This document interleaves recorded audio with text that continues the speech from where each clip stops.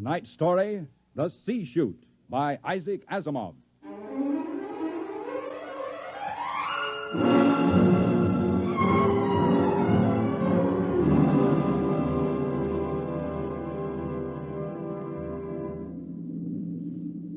We were on our way home to Earth when it happened. 6 of us, coming home as passengers aboard the merchant spaceship Starfire. At the start of the Second Interstellar War, the one between Earth and the planet Kloros. And then it happened.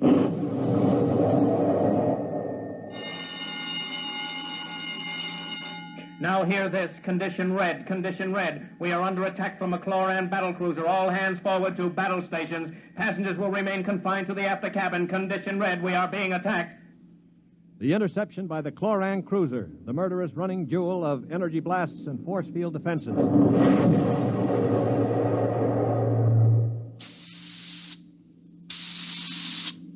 We huddled in the passengers' after cabin, terrified, not knowing how the battle was going. We could hear the desperate bursts of steam through the steering tubes as the Starfire maneuvered to dodge the enemy attacks. And then...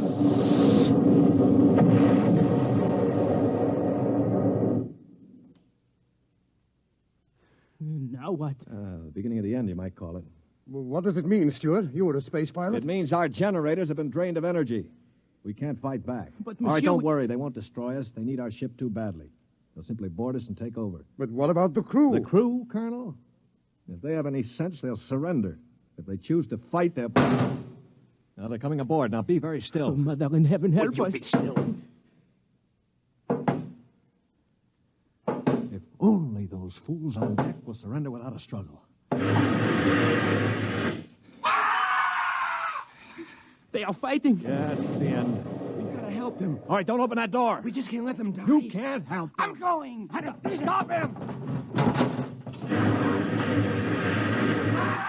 All right. Aristide. Shut the door quickly.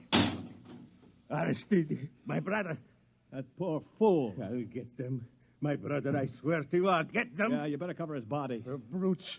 The monstrous green-skinned brutes. They're no more brutes than we are, Colonel. This is a war. Are you defending them? I'm merely pointing out the facts. I ought to strangle you. Why not save it for the Kloros? I will. I promise you I will. Well, they're probably deciding right now what to do with us. We might as well settle down and wait.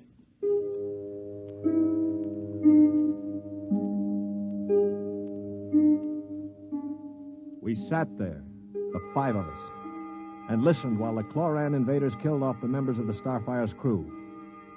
Among us was Colonel Anthony Wyndham, an old Colonel Blimp type with a lame leg. Wyndham had spent his life in the militia back on Earth, but had never seen a battle. There was Demetrius Poliorkitis, who had just watched his brother being killed by a chlorocarbonizer. Poli was a huge man. He and his brother had tried truck farming in Arcturus and given it up after 2 seasons. Then there was LeBlanc, a sensitive, frightened young man of 22, and Randolph Mullen, who looked like somebody's caricature of a bookkeeper, a mild, balding, milquetoast little man. And there was myself, John Stewart. I was the only one who'd ever had contact with the Kloro people. I had a pair of artoplasm hands to prove it. It is quiet now.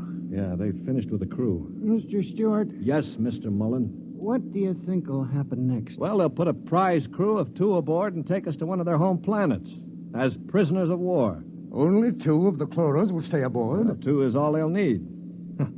Why, Colonel? You thinking of leading a gallant raid to retake the ship? Well, simply a point of information, dash it. All right, then let me give you another point of information. If you want to commit suicide quick, just open that bulkhead door. 3 steps inside, you'd fall on your face. But why? Don't you smell anything, LeBlanc? Get close to the door. It smells like gas. Yeah, it is gas. Chlorine gas. They breathe it like we breathe oxygen.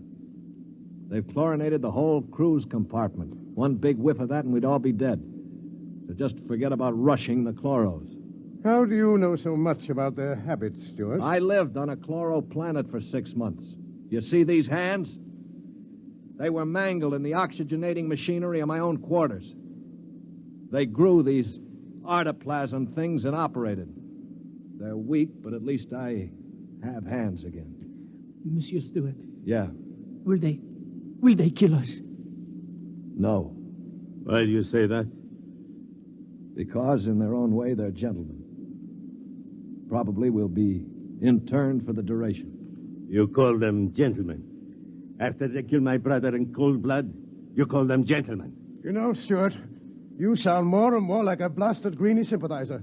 Blasted, man. Where's your patriotism and loyalty? My loyalty is where it belongs, with honesty and decency, regardless of the shape of the being it appears in. This is a ridiculous war. Why are we fighting these people? We can live only on planets with oxygen, and oxygen is poison to them. They can live only in chlorine atmosphere, which is deadly to us. Yet we're fighting them over a bunch of worthless asteroids that neither of us can live on comfortably. Well, it's a matter of principle. It's a matter of stupid pride and greed. I don't like what you say, mister. Why not? Because you talk too nice about these greeny scum. They're good to you, eh? Well, they weren't good to my brother. They killed him. And I think maybe I'll kill you, you rotten greeny... Mullen, grab him. I can't break his hold. They are coming in. Foley, let him go. They saved your life this time. But when I'm finished with them... Quiet. I think they're opening the lock. Well, don't get between us. Foley, don't lose your head. They'll kill us all. I greet you, Earthmen.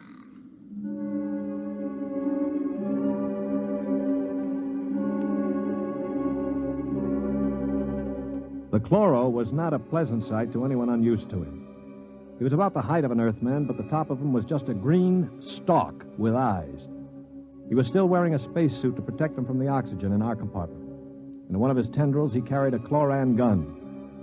As he stood in the doorway, I could see Polyarchetes' eyes begin to glisten with rage. Then, with a bellow like a huge bull, he threw himself at the Kloro.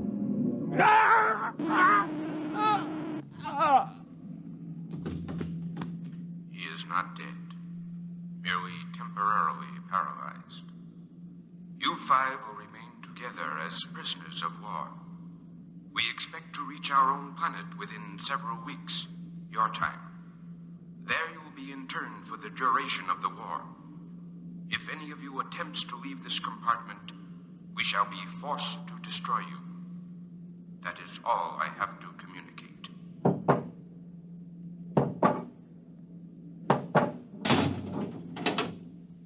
Hadn't we better do something for Mr. Polyarchetes? Oh, he'll be all right. Just hoist him up on the cot. That's the idea. All right, Polly. Can you hear me, you stupid brute? His voice is coming back. Yeah. Now, I know what's going on in that thick skull of yours, Polly. You think that when the paralysis wears off, you'll ease your feelings by slamming me around some more. Well, if you do, it'll be curtains for all of us. How do you mean, sir? None of you know the Kloros the way I do. Unlike us, they assume automatically that any group of Earthmen they find together comprises a biological grouping, like an ant colony. The result is that they consider the group as something holy. Now, they'd never break us up. And if one of us did any harm to another, they'd have us all executed as a bunch of Kloro-type perverts, a non-functioning group. So call all the names you want, but keep your hands to yourself or we're finished.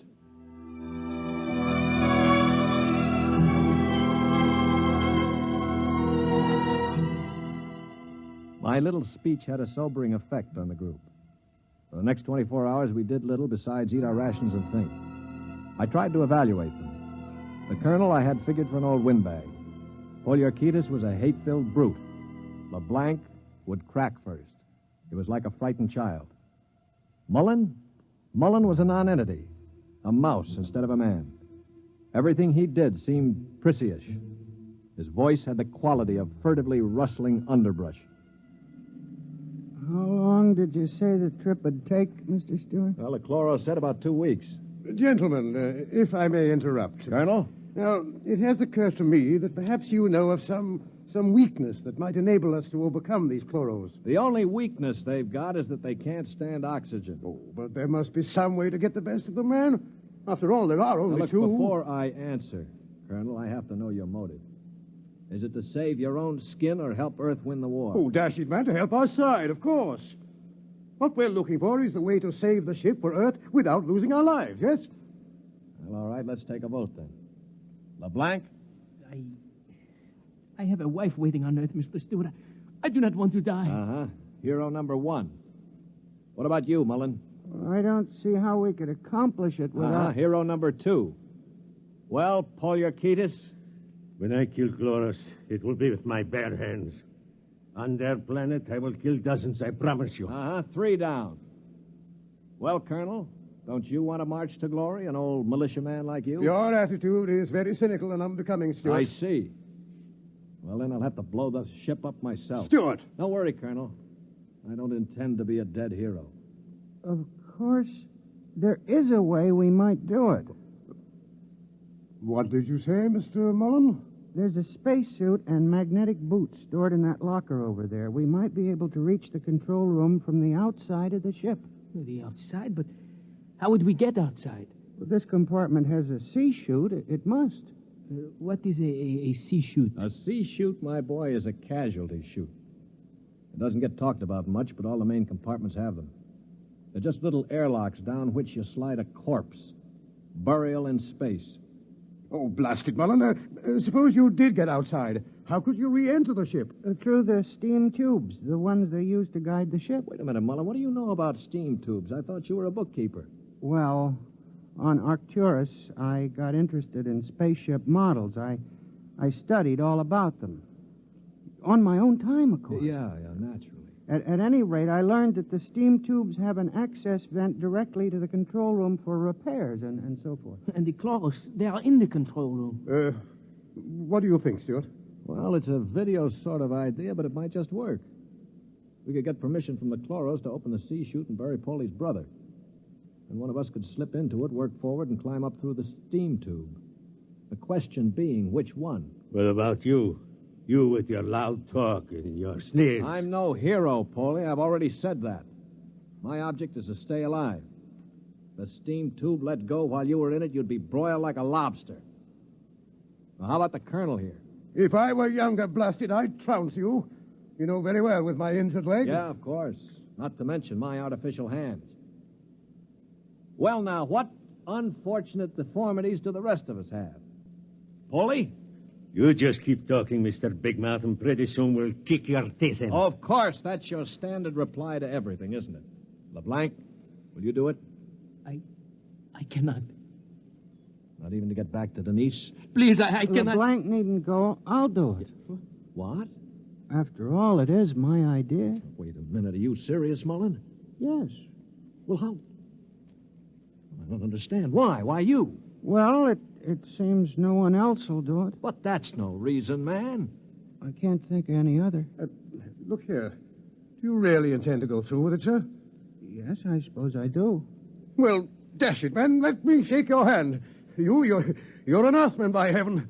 You do this thing and win or die. I'll bear witness for you.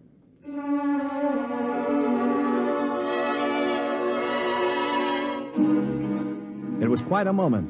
Mullen the mouse had suddenly turned into a man. He just stood there awkwardly while the colonel puffed his hand. Poliorketis seemed stunned. LeBlanc was wide-eyed. And I? Well, I was in a peculiar position, one in which I rarely found myself. I had absolutely nothing to say. That ought to bring them. I hear one.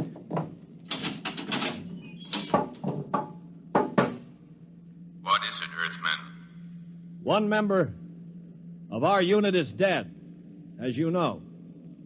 We request permission to jettison his body out of the casualty chute. You may do so. You'll have to open the chute lock from the control room. I will do so. Is there anything else? No, nothing else. Thank you.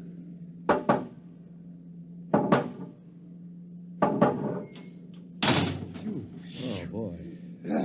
All right, come on now. We'll have to work fast. Mullen, get into a spacesuit from the emergency locker.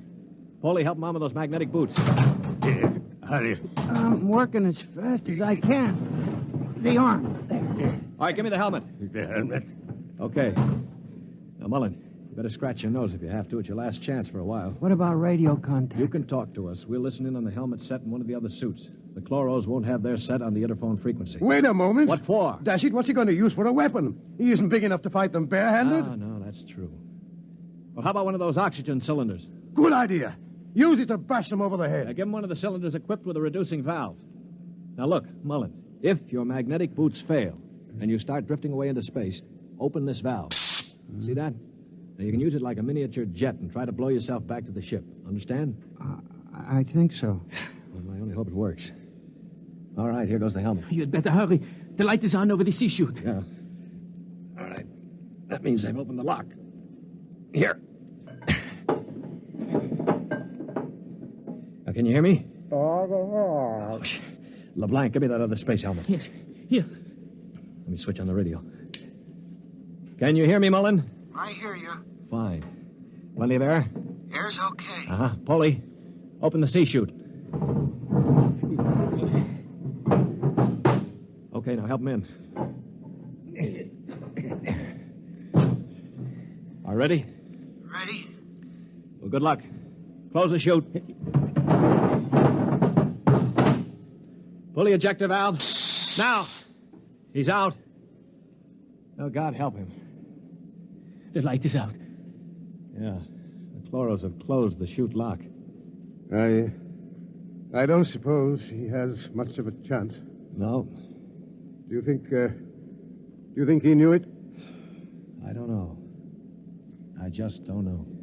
Should I try to contact him on the radio? Yes, I think... Wait a minute. What is it? Listen, the Kloros coming. Good Lord. He's sure to miss Mullen. Yeah, wait. Polly, get your brother's body on the cot. Put a blanket over it. Pretend it's Mullen asleep. Polly, for heaven's sake. My All brother. right, you've got to do it, man. It's our only chance. Listen, if Mullen could go out there and Very risk his... well. I will do it.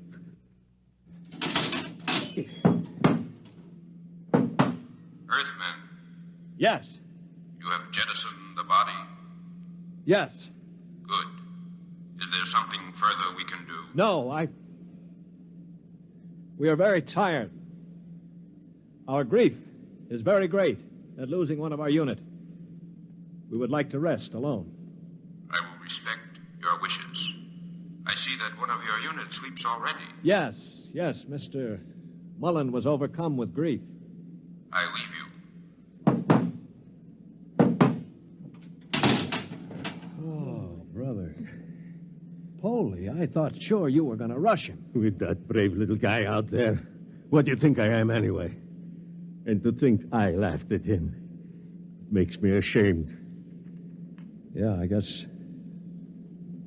I've been saying some things that maybe weren't too funny.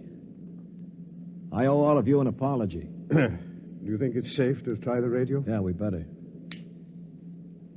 Hello? Hello, Mullen. Can you hear me?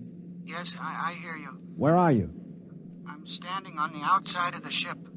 All right, now take care. One misstep and you'll be marooned in space. Now, can you find the steam tubes? I think I've found one of them already. I can feel the rim.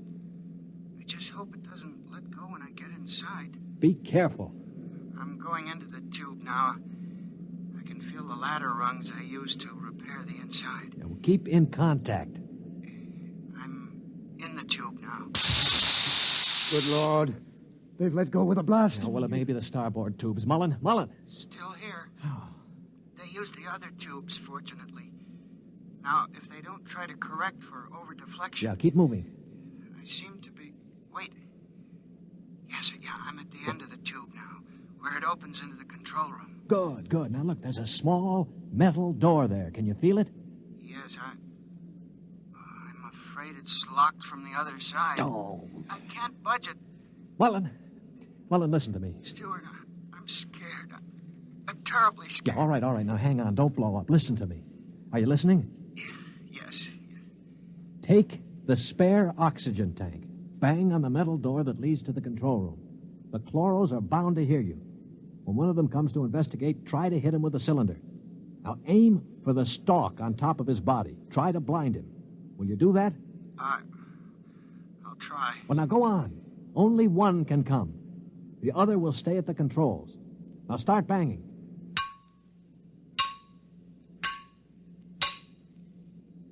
Any luck? No, Wait, I hear something. Something's opening the lock. The door now. I hear...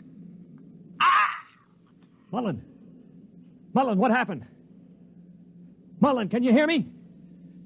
Mullen!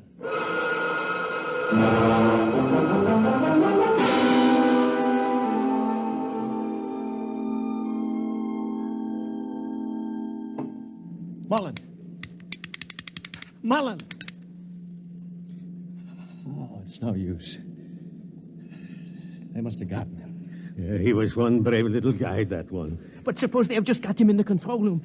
I mean, maybe he is not dead. Well? Well, then maybe one of us could rush them. We could bang on the door and jump the Kloro. Well, the first guy would be a cinch to die. Well, I would be willing to take the chance. You? Why not? I could try. Not you. I'm the strongest. I do it. Now, listen, you chaps. I'm an old man. I've got nothing to live for anyway. Suppose I throw myself at the ray gun. Wait a minute, what's going on here? 20 minutes ago, there wasn't one of you who'd risk his little finger to get us out of here. Now you're falling all over each other. Maybe Mr. Mullen teaches us a lesson, huh? Yeah. Okay, Polly, give me the wrench. I'll start banging on the door.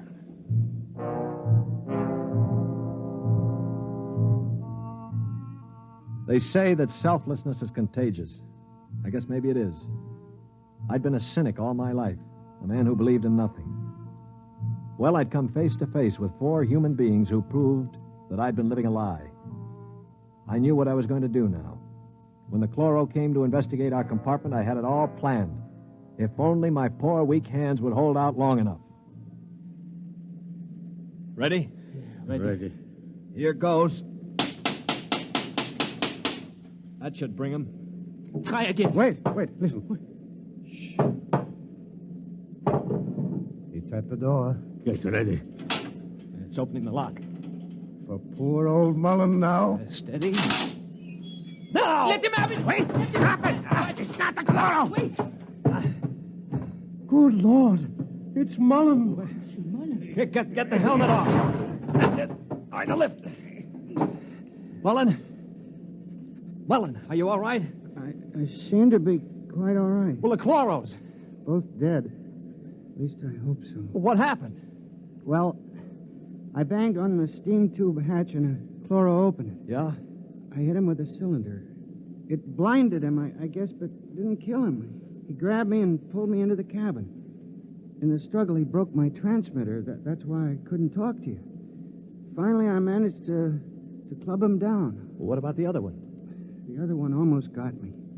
It must have heard the scuffle and came into the cabin with a ray gun. What I did, I guess, was pure reflex. The cabin atmosphere was chlorine, of course, and the greenie didn't have a spacesuit on. Uh-huh. So I just turned on the oxygen valve in that spare tube. It was like spraying an insect with poison. Well, you're a brave man, Mullen. I'd have been scared to death. Mullen, what is it? Mullen.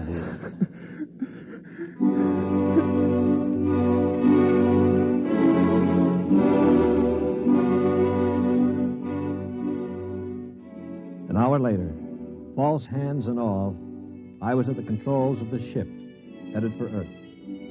We'd gotten rid of the chlorinating equipment and restored the oxygen naturally. Mullen was asleep in the cabin under a sedative, or so I thought until the cabin door opened. Mullen, for Pete's sake, get back to bed. No, I'm quite all right now, really. Do you mind if I watch how you operate the ship? No, not at all. Sit down. You know, I guess I owe you an apology. I didn't think too much of you. That's your privilege. No, it isn't anybody's privilege, Mullen, to despise another. For years now, I've abandoned hope of finding any decency in human beings. I owe you a vote of thanks. You embarrass me, Mr. Stewart. I didn't do it for any heroic reasons, I assure you. Far from it. Well, why did you do it, Mullen? That puzzles me very much. Well, Mr. Stewart, I'm a bookkeeper. 17 years ago, I left Earth to work on Arcturus. I never made much impression on anybody on Earth, although I wanted very much to have people like me. Well, about a year ago, I started to write to my family again. Don't ask me why. And then I asked for a leave of absence to go home after 17 years. Well, I still don't understand. It wasn't patriotism or love of a woman or money or any of those things. What was it? Mr. Stewart, haven't you ever been homesick?